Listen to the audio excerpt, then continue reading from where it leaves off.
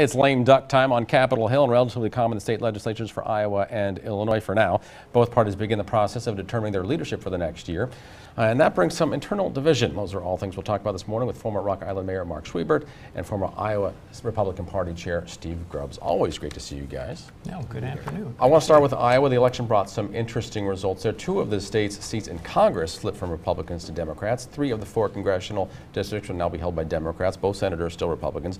Democrats gained some ground in the state House, but Republicans still maintain control of the House, Senate, and the governor's mansion.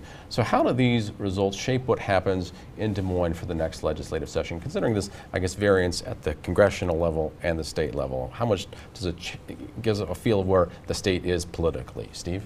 Well, so first of all, I don't think what happened at the congressional level will have any impact in Des Moines, but, you know, I think Republicans view it as a stamp of approval on what's happened over the last few years, and you'll see the Republican agenda continue to move forward in Des Moines. If Republicans can survive in such a strong Democratic year at the state level, you know, that's a pretty big ringing endorsement.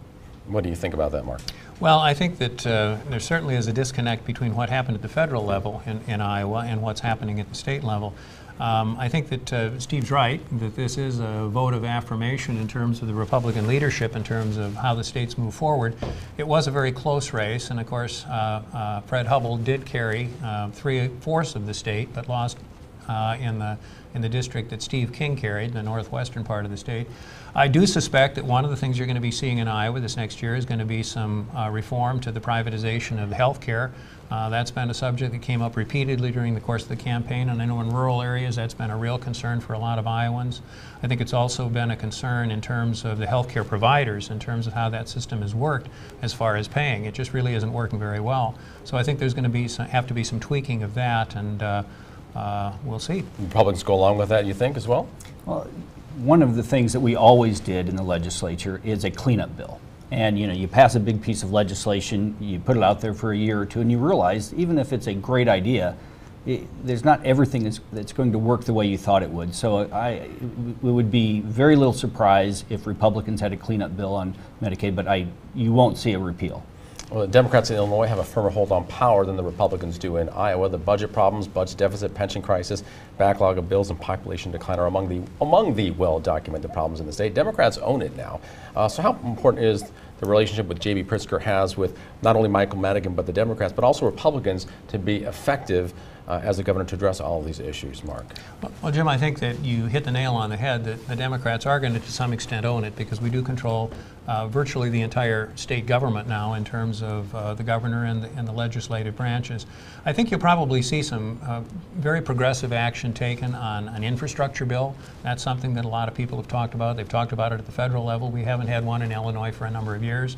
You're going to be hearing more about some measures in terms of health care. I think in education. One of the big things that Governor-elect Pritzker has talked about is wanting to change our tax structure so we have a more progressive income tax, and we have a higher tax on wealthier people, and holding the line in terms of middle class and lower income folks, which I think is going to be a big issue and could also help relieve some of the property tax burden we've had, which would be a great incentive for places like the Illinois Quad Cities, because our property taxes are pretty high as a result of the state not paying enough on education as they should. With a progressive income tax, I'm hoping some of that money will be directed towards property tax relief and more fully funding education, which is required technically by the state constitution. Steve, your take? Yeah, so Illinois has a great challenge, maybe the greatest challenge of any state in the country. They also have a great opportunity, and I know J.B. Pritzker. He was actively involved in a business organization that I was involved in, and so you know, if he can work with Madigan and come at it from a business perspective, and I know they're going to pass some income tax increases. And if they can do that without driving out the wealthy, driving them to Florida and Texas, which is the big problem right now, or Indiana and Wisconsin and Iowa, you know, maybe they can make some progress. But they've got to do something. They've got to make some big changes. They have to make them fast, or I think Illinois will continue in this path of decline. Tough mountain to climb for sure. Something I touched on with Congresswoman Bustos is that battle among Democrats on Capitol Hill about who will be the next Speaker of the House. There is a vocal faction that doesn't want Nancy Pelosi, but doesn't sound like she's going. The votes are big enough to get rid of her. We saw similar infighting among Republicans when it came to the Tea Party a few years ago. Each party struggles to maintain their own version of a big tent rather than the splintering we see. I call it party cannibalism, if you will. What impact does it have on the effectiveness of either party to pursue a unified agenda? And is the true two-party system becoming weaker over time? What do you think, Steve? Well, so first of all, the United States has a unique system where, every other democracy around the world has many parties in most cases, some fewer, but you have an opportunity in other countries to find your niche. In the United States, we take 300 million people and try to force them into 2 boxes, and that's very difficult to do. And at the beginning of a legislative session or a congressional session, it's very difficult for people to come together, but at the end of the day, as the funnel gets narrower and narrower, pragmatism comes to play, and majorities, whether it be Democrats or Republicans, there's a job they have to get done. And so at those points, people begin to put aside their differences, and they find a way to get the job done. It doesn't always happen. Democrats came in a few years ago with some big plans, and they got half of it done. Republicans came in with big plans, got half of it done.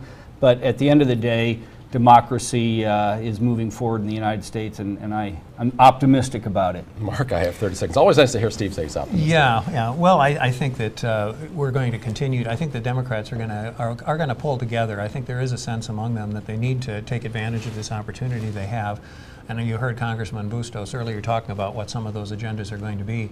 I would be very surprised if we didn't see something happening in terms of a national infrastructure program. Donald Trump's talked about wanting to do that. The Democrats have made that. It would be a good jobs program. I think a lot of what's going to be influenced is how the economy does. We've seen some indications over the last couple of weeks the economy is softening, and now Wall Street's beginning to talk about how that could change. So I think there are a lot of moving parts out there, but I certainly hope that the members of Congress will try to come together on some important issues for the working Americans, and infrastructure would be a good place to start. Steve Grubbs, Mark Schwiebert, thanks so much for the discussion. That brings us to our question of the week. What do you think about the state of the two-party system in the country? Send your answer by email to fortherecord@whbf.com, or respond to this post on Facebook at the Local 4 News WHBF TV page or on my page.